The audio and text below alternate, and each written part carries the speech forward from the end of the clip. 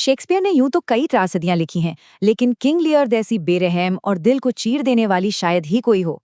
ये कहानी इस बात की है कि जब घमंड सर चढ़कर बोलता है ना, तो सत्ता, परिवार और हाँ, इंसान का दिमाग भी कैसे ताश के पत्तों की तरह बिखर जाता है।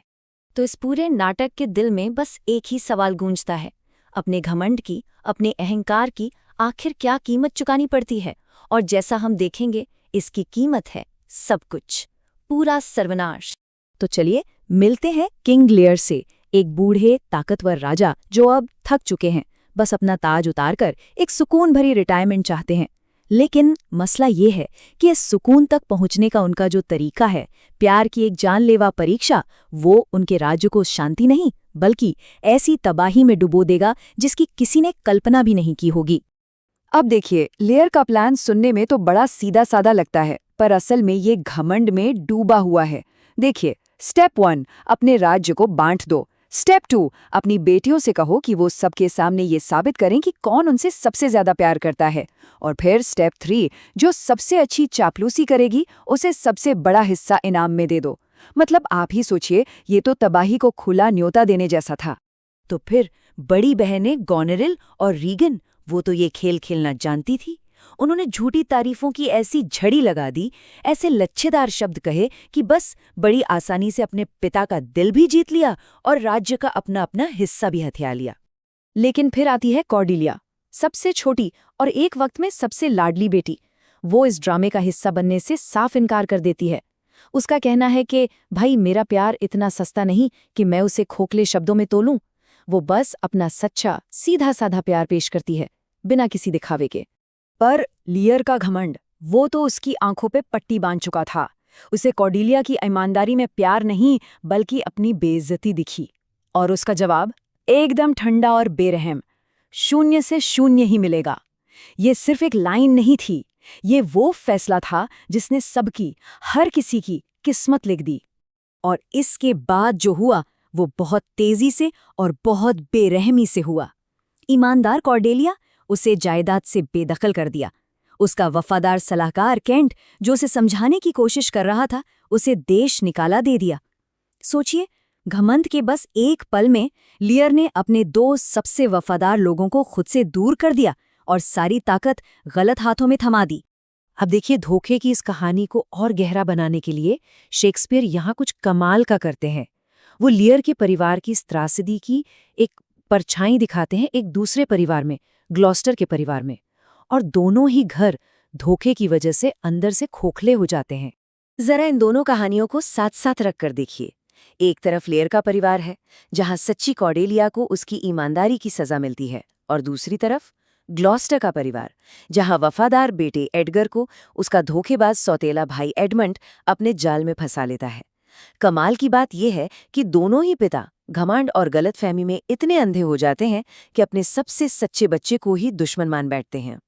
और जैसे ही असली पावर गॉनरेल और रीगन के हाथ में आती है, बस उनका असली चेहरा सामने आ जाता है। एक एक करके वो लियर के सारे सैनिक हटा देती हैं, उसकी इज्जत को मिट्टी में मिला देती हैं और आखिर में उसे उसी के घर से बाहर निकाल फेंकती हैं। सोचिए, जिस राजा ने अपना सब कुछ अपनी बेटियों को दे दिया, आज वो सड़क पर आ गया है। और यही नाटक अपने सबसे ताकतवर, सबसे यादगार मोड़ पर आता है। घर से निकाला हुआ लियर एक भयंकर तूफानी रात में अकेला बेसहारा खड़ा है, और बाहर जो तूफान चल रहा है ना, वो असल में उसके दिल और दिमाग के अंदर मचे बवंडर की परछाई है।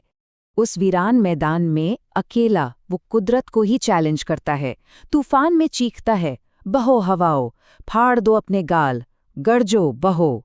ये सिर्फ गुस्सा नहीं है, ये एक ऐसे इंसान की दर्द भरी चीख है जिसका दिल और दिमाग दोनों एक साथ बिखर रहे हैं।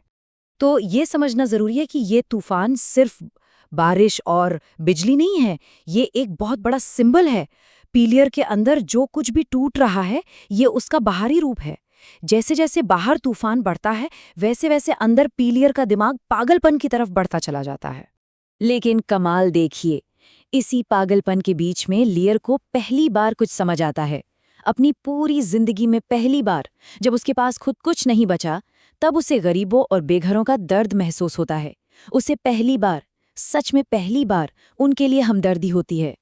और इसी हालत में उसे एक कड़वा लेकिन जरूरी सच समझ आता है कि जब आप किसी इंसान से उसका पद, उसकी सत्ता, उसके कपड़े सब छीन लें तो वो क्या है? बस एक गरीब, नंगा, 2 पैरों वाला जानवर। वो इंसान होने की सबसे बुनियादी, सबसे कमजोर हकीकत को पहचान लेता है। और अब आता है हिसाब का वक्त। कहानी की शुरुआत में जो घमंड और धोखे के बीज बोए गए थे ना, अब उनकी फसल काटने का समय आ गया है। और ये फसल बहुत ही बेरहम और खूनी है। तबाही हर तरफ फैल जाती है। और ये पतन इतनी तेजी से होता है कि संभलने का मौका ही नहीं मिलता। ग्लॉस्टर वफादारी के इनाम में उसे अंधा कर दिया जाता है। जंग होती है, हार जाते हैं। गोनेरिल जलन के मारे अपनी बहन रीगन को जहर दे देती है। एडमंड को उसका भाई एडगर मार डालता है। गोनेरिल खुद अपनी जान ले लेती है और आखिर में बेचारी कॉर्डेलिया को फांसी पर लटका दिया जाता है। मतलब एक के बाद एक सिर्फ मौत। और जब सब कुछ खत्म होता है, पर्दा गिरता है, तो कहानी के 10 मुख्य किरदार मारे जा चुके होते हैं। ये सिर्फ एक नंबर नहीं है, ये इस तबाही की गहराई बताता है। और फिर वो सीन आता है जो शायद शेक्सपियर के लिखे हुए सबसे दर्दनाक सीन्स में से एक है। एक पूरी तरह से हारा हुआ, टूटा हुआ लेयर अपनी प्यारी बेटी कॉर्डेलिया की लाश को अपनी गोद में उठाए हुए स्टेज पर आता है। उसका सारा दर्द, सारा दुख बस एक सवाल में सिमट जाता है। वो अपनी मरी हुई बेटी को देखकर आसमान की तरफ चीखता है, क्यों? क्यों एक कुत्ते को, एक घोड़े को, एक चूहे को जिंदा रहने का हक है और तुम में एक सांस भी नहीं? ये एक ऐसी दुनिया में मतलब ढूंढने की एक आखिरी हताश कोशिश है जो उसे अब पूरी तरह बेरहम और बेमानी लग रही है। तो इतने दर्द, इतनी तबाही के बाद एक सवाल तो मन में आता ही है, आखिर क्यों? हम आज भी 400 साल बाद भी इस कहानी को क्यों पढ़ते हैं, क्यों देखते हैं? ऐसा क्या है इसमें जो हमें आज भी इतना परेशान करता है, इतना झकझोर देता है? जवाब शायद ये है कि ये कहानी उन डरों की बात करती है जो हम सबके अंदर कहीं ना कहीं छुपे हैं।